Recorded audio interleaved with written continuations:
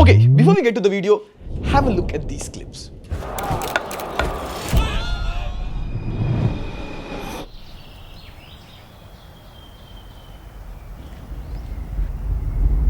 They are taken on a smartphone, and hold on to that thought. So far, for the past 2 years, we have covered vivo X100 Ultra, vivo X200 Ultra, let alone smartphones. These phones would give competition to a compact camera. But Vivo never brought them to India.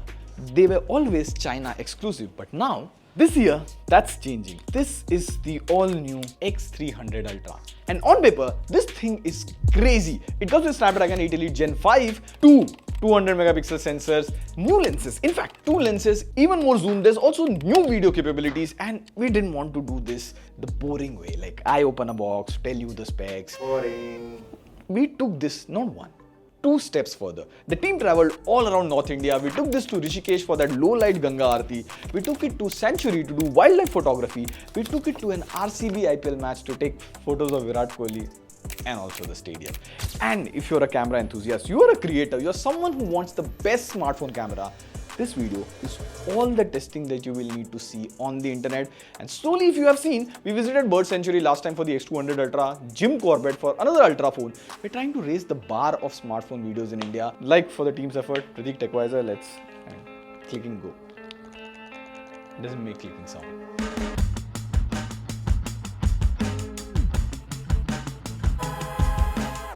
Now this is the X300 Ultra in the box. Everything you need you get with the phone, but this is the photography kit box you get. And this is where things get crazy.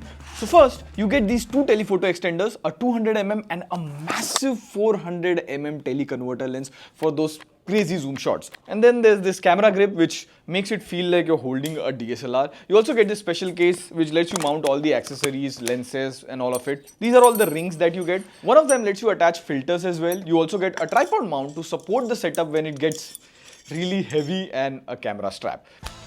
So once I attach everything, it feels less like a phone and more like a proper camera. Like, this is not a phone.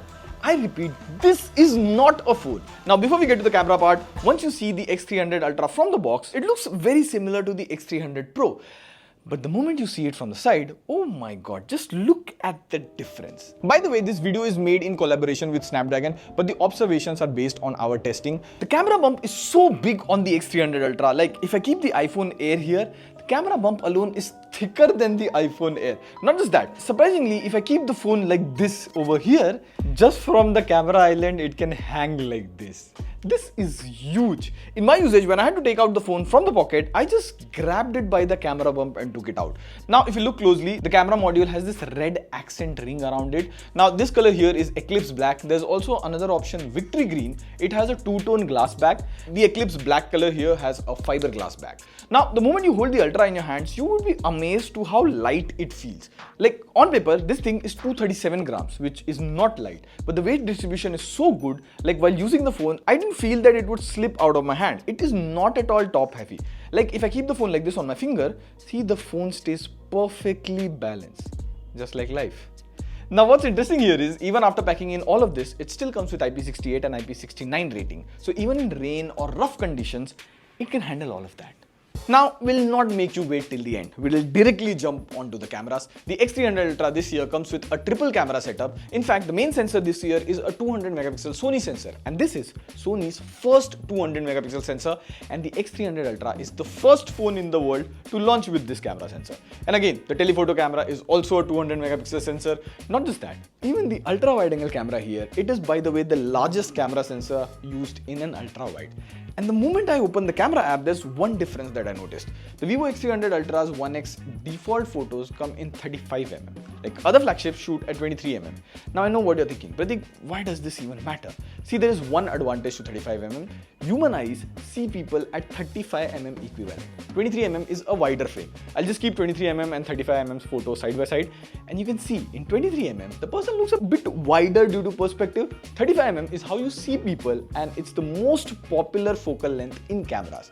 Now, while clicking photos in daylight, words cannot define what I felt. Like, have a look at these photos. They are so sharp. If you zoom in, there is a very good amount of detail. And here is an important detail. We even click photos while playing cricket, and look at the photos. At 35mm, they look different, right?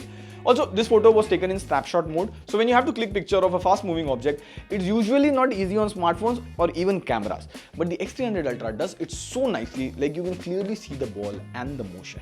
And if you look at the photo, the t-shirt, bat, background, everything is well exposed. And let me explain why this is special. Like if I go to snapshot mode, the Ultra can take 36 photos in 1 second with autofocus. And on top of that, it can even do HDR in those photos. I'll just keep showing you these photos.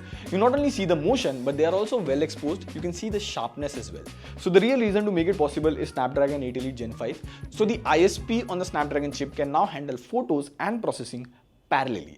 So even if you click 200 megapixel photos, there is no waiting time for you to click other photo. Like if I show you side by side with the X300 Pro, you see on the X300 Pro there is buffering when you click a 200 megapixel photo. Not just that, the Snapdragon 8 Elite Gen 5 has a 20-bit ISP. Because of this, in some challenging situations, the light control gets better here. It keeps the subject and background well lit. Again, we click some macro shots as well. Look at the details and background blur. In fact, the main reason to go to Ganga Aarti or IPL match was to take low light photos. We get to see the actual capability of a flagship camera. Now on the X300 Ultra, the amount of light it gets in low light is crazy. If I zoom in, there are enough details as well, like I can easily spot Virat Kohli on the ground. Now while using the camera, there's one small issue that I faced. See, since the main camera is at 35mm, in photos it is fine, but as soon as you switch to videos, there is an even more tighter frame. So frequently you will have to switch to the ultra wide angle camera to take videos. Now here's the mind-blowing engineering. If I play it side by side, the same video taken on another flagship phone from ultra wide angle camera and vivo X300 Ultra, see the difference in quality. So the ultra wide angle on X300 Ultra is the largest sensor on any phone. Vivo has used the Sony Litia 818 sensor, which is usually used for the main camera. Plus, you even get OIS on the ultra wide angle lens. And look at this cricket stadium shot. What surprises me here is the photo quality. The colors, light control, they have got it right. Usually if you see in flagships, the ultra wide angle camera is the weakest camera sensor. Like you won't even see ultra wide angle camera being used in cinematic mode or portrait mode. Lots of places. You only can use main camera and telephoto camera. But here, you can even do portrait photos with an ultra wide angle camera. Like, what? So we click some pictures. And honestly, it does a decent job. Like portrait mode in ultra wide angle is kind of tough because it's so wide, it's hard to identify the subject and then apply background blur. Now, coming to my favorite lens, the telephoto camera, it captures really good looking photos with a very natural background blur. You see this image, it's actually hard to tell whether it's shot in portrait mode or regular mode. It has that DSLR kind of background blur. I'll just play the photos, man, like watch it closely. We'll also put the drive link so you can download and see the photos personally. Now, apart from the camera sensors, the X300 Ultra's camera app also has a lot more features packed in the app. For example, creating filters. So we tried making a filter here that mimics a feel of Fujifilm camera photos. And honestly, these photos look way cinematic. Along with this, there's also a street photography mode and many more features to explore. Good thing is, depending on what you point the camera at, it suggests a mode. So you will most likely use all of those modes. And now let's address the elephant in the room, or should I say, zoom in the room, the photography kit. Once you attach everything, it starts to feel more like a camera than a phone. Like see this grip here, it has buttons just like DSLR camera. I can adjust zoom, exposure. There's even a dedicated button to record videos. And the camera grip itself has a 2300 mAh battery, which helps a lot when you're shooting almost the entire day. Now in the extenders, we have 200mm as well as 400mm lens. First is the smaller one, which gives stunning shots at 200mm optical quality. Like comparing this to an iPhone or an Ultra phone is just disrespectful. And when you attach the bigger lens, you get 400mm optical quality. And if you see all these images of animals, they look stunning.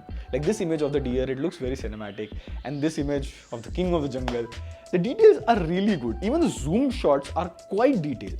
In fact, with this lens, you can go 8100mm zoom. 8100mm zoom. For context, the world's best zoom lens looks like this, and that is still 1200mm. Now, this of course is digital zoom, but 8100mm is an insane wildlife photography limit. Like, let me show you. These extenders can record videos too. Like, see this video we took of a crocodile using the 400mm teleconverter lens. It looks phenomenal. But yeah, with the bigger lens, the stabilization is not the best, which is expected with such long zoom lenses. So you get the option to fix all of this on a tripod. but not all of us will carry a tripod everywhere. Now moving on the front, you get a 50 megapixel selfie camera with autofocus. It clicks sharp selfies with good colors. Like, we know Vivo takes better selfies than everyone else. For videos, it can also record in 4K 120 FPS from all three rear cameras. And this doesn't stop here. The X300 Ultra can also shoot APV log videos. So you can take your video footage from this to this. Very helpful for creators. Now, this is the second Ultra phone that can shoot in APV log mode. For context, only Snapdragon phones can shoot in APV log mode. Not only this, because of Snapdragon 8 Elite Gen 5, if I go to stage mode, I can record videos from my selfie cam and main cam. Plus, if I zoom in here, see, it even switches to the telephoto camera as well. Also, what's even more interesting here is Vivo has also redesigned the Pro camera mode, and the whole UI feels inspired from cameras. So that was everything about the cameras on the X300 Ultra. And while using the Ultra, I felt like this is the most complete smartphone camera I have used, because see, in a smartphone, all the camera lenses don't get the same treatment. For easy understanding, I'll just rank them. Number 1, the main camera gets the best treatment, then the telephoto camera, and last is ultrawide. It feels more like an obligatory lens that they include. The output from the ultrawide angle usually doesn't come out that good. But here on the X300 Ultra, what you can do on the main camera, you can also do on ultrawide. You can also do it on telephoto. You can also do it on the 200mm lens and also on the 400mm lens. I think this should be compared to cameras rather than phones. But let us know what smartphone camera comparison would you like to see with this. Like, we would love to make that. Now, the next thing here is the performance. Just like the vivo X200 Ultra, this year also, Vivo has gone with the fastest flagship Snapdragon processor. This comes with Snapdragon 8 Elite Gen 5 chipset, along with fastest RAM and storage options. Now, we ran the AnTuTu benchmarks just like usual, and it scores about 40 lakh. Which is the highest I have seen. We also ran the 3D Mark Wildlife Extreme Stress Test, and it showed an overall stability of 62.7%, which is a good score. Having said that, in CPU throttling, the phone does throttle a little bit. Now, in my real life usage, like opening multiple apps side by side and switching between them quickly is not an issue, which is expected, of course, flagship. So we pushed it further. We tried rendering a 4K video on the Instagram Edits app, and we compared it side by side with the iPhone 17 Pro, just to give you a perspective. And surprisingly, the X300 Ultra rendered the video in under 20 seconds, whereas the iPhone 17 Pro took almost twice the time, 45 seconds, to render the same project, and we did this multiple times. The result was the same. And now we went one step further and we pushed it with Wuthering Waves, high graphics gaming. We kept all the settings to high. Plus, you get the option to enable Vulkan graphics. And if you're hearing about Vulkan graphics for the first time, in simple words, whenever you play a game, the game has to talk to the GPU via the CPU to load all the scenarios and other things. But in Vulkan graphics, the game can directly talk to the GPU, so lower latency, and it loads the game scenarios and graphics faster. Plus, it can also optimize the CPU better. Now, in our gameplay, we got an average FPS of around 58, and the temperature stayed around 35 degrees Celsius, which is again really good performance. So overall, in terms of performance, the vivo X300 Ultra performs really well. Even the battery here is pretty good. It comes with a 6600 mAh battery, and in my usage, which included a lot of taking photos, videos, scrolling reels, playing games, watching movies, it easily lasted a one full heavy day on a single charge. The only point is, when you're using camera quite a lot, like in my usage, here if you see, in around 8 hours 21 minutes, it dropped about 83%. And this is when you use a lot of camera, you do 4K 120 FPS video shooting, the battery drains slightly faster, but the performance is top notch. Now, speaking of charging, it supports 100 watt fast charging along with 40 watt wireless charging support. Now, coming to the next interesting thing, the display. It comes with a 2K AMOLED display with up to 144Hz refresh rate. Now, the good thing here is this is an LTPO panel, which means it can go as low as 1 Hz to save battery. Plus, the content also looks pretty good. It gets really bright under direct sunlight, so brightness will not be an issue. Now, before we get to the pricing and conclusion, this is running on the latest Origin OS 6 based on latest Android 16. And with Origin OS, we already know Vivo has improved quite a lot in terms of visuals. Even the animations and transitions feel smooth across the UI. And apart from looking good, it also has some solid features, which we have already talked in another video. You can check that out later. But one new feature that I found is shake to share. So if I have to share files with 2 to 3 devices, I can just shake the phone and then directly share files to other Android and even iPhones. Now, to receive the files on the other phone, do note that you have to install the Easy Share app. Now, in terms of update, the X300 Ultra will get 5 years of OS update and 7 years of security update.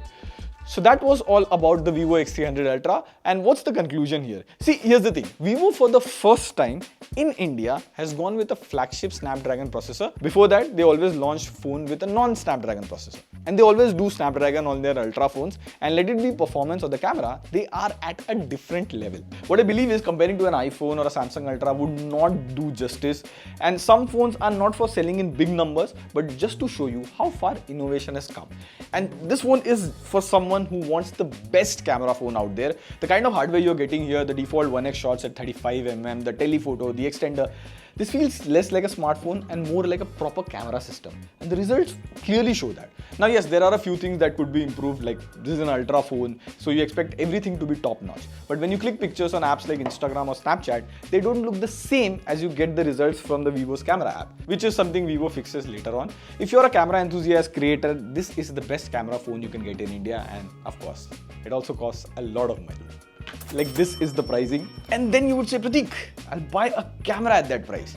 Yes, but then you have to carry a camera and a phone. Here, hold on, this is your phone, and this now again is your camera. Again, what do you think about Vivo's approach? Would you pick this over an iPhone or Samsung, or would you still play safe? Let me know in the comments below. This is Pratik signing off. See you in the next video. That's huge. It's like